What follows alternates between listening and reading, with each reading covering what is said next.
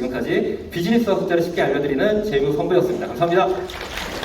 네, 감사합니다. 과연 마케팅 비용과 매출액에는 어떠한 연관이 있을까요? 다행히도, 정말 다행히도 마케팅 비용을 늘린 기업들은 매출액이 같이 성장한 것을 볼 수가 있습니다. 그리고 마케팅 비용을 줄인 기업들은 매출액이 감소했죠. 여러 논문을 찾아보면 마케팅 비용을 증가시키는 것이 매출액 증가에 양의 상관관계가 있다라고 말을 하고 있거든요. 지금 상장 기업들의 지표를 보았는데요. 그러면 스타트업의 경우는 어떨까요? 이거는 전체 기업을 평균적으로 봤을 때 마케팅 비율이 약 12%까지 올라가는 모습들을 볼 수 있습니다. 공격적인 투자를 위했다라고 볼 수도 있고요. 또 다른 관점에서 보면 우리가 지불한 마케팅 비용 대비 거둬들이는 매출액 그리고 수익에 대한 효익 ROI가 그렇게 높지 않았다는 걸 볼 수가 있습니다. A기업 예를 들어볼게요. 이 기업은 2022년도에 광고 선전비를 약 450억을 썼습니다. 그 결과 우리가 하는 액션들이 매출과 수익에는 얼마나 영향을 미칠지 다 목표를 잡고 진행을 할 텐데 그 결과가 우리의 예상과 달라진 이유가 무엇이었을까요? 우리는 많은 숫자를 접하죠. 그 숫자는 모두가 꼭 유의미한 것은 아닙니다.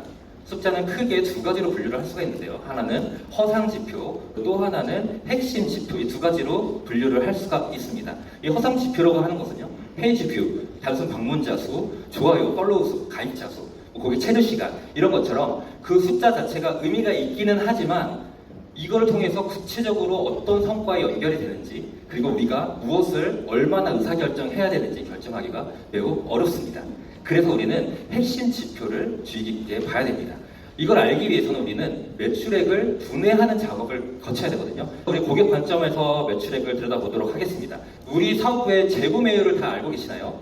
3개월 이내 고객이 다시 재구매할 확률.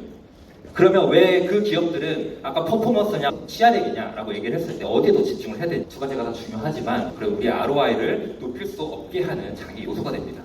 우리가 어떤 액션을 해야 되는가? 프로덕트는 어때야 되고 프라이스는 어떻게 정책을 짜야 되고 어떤 플래스에 우리가 나가야 되고 프로모션은 어떻게 해야 되고 고객의 첫 구매, 재구매 그 고객들한테 우리는 어떠한 식으로 액션을 해야 되는지 우리가 기존에 가지고 있는 상품별 판매 수량의 룸을 1만 개에서 2만 개, 3만 개로 늘릴 수 있는 전략. 그러면 왜 우리가 평당 매출액을 알아야 되느냐? 왜 상품별 판매 수량을 알아야 되느냐? 왜 첫 구매 고객의 핵심 지표를 삼아야 되느냐? 우리의 자본이 어디에 많이 들어가야 되는지 알아야 하는 거죠. 자, 강남에 하루에 11만 명이 다닙니다. 여러분들은 언제 많이 구매하시고 자주 구매하시고 더 높은 금액을 구매하시나요? 바로 내가 만족하거나 아니면 다른 사람들의 만족도가 높을 때입니다. 그래서 만족도에 대한 여러 논문을 찾아보면요. 만족도를 세 가지로 분류를 할 수 있다고 합니다. 첫 번째는, 두 번째는, 세 번째는. 그런데 특이한 거는 이 세 가지 중에서 만족시킨다면 고객을 만족하다고 느낀대요. 그러면 여러분의 비즈니스는 이 세 가지 중에 만족시켜주고 계신가요? 여러 자료를 보면요. ROI에 중요하게 영향을 미치는 요소는 바로 공헌이익입니다. ROI의 공식을 조금 더 깊게 들여다보겠습니다. ROI의 정의는 이익을 마케팅 비용으로 나눈 거라고 말씀을 드렸죠. 그런데 그 이익을 조금 더 자세히 들여다보면요. 주게 되면요. 우리는 ROI를 이러한 공식으로 산출할 수가 있습니다. ROI는 로아스 곱하기 공헌이익률 빼기 1, 빼기 1은 마케팅 비용이 빠져서 그렇고요. 즉, 우리가 하는 액션의 ROI는 마케팅의 성과, 로아스에 대해서 영향을 받기도 하지만 우리 비즈니스와 채널과 상품 자체가 가지고 있는 공헌이익률에 따라서 ROI가 결정이 되게 됩니다. 만약에 어떤 채널과 어떤 마케팅을 통해서 로아스가 1000%가 났다라고 가정을 한번 해보겠습니다. 굉장히 높은 수준이죠. 그러면 여기에 ROI는 어떻게 될까요? ROI는 제로가 됩니다. 이걸 통해서 우리는 미니멈 로아스에 대한 기준을 잡을 수가 있거든요. 그래서 이커머스, 오픈마켓들이 수익을 내기 어려운 반면에 게임 업종은 어떨까요?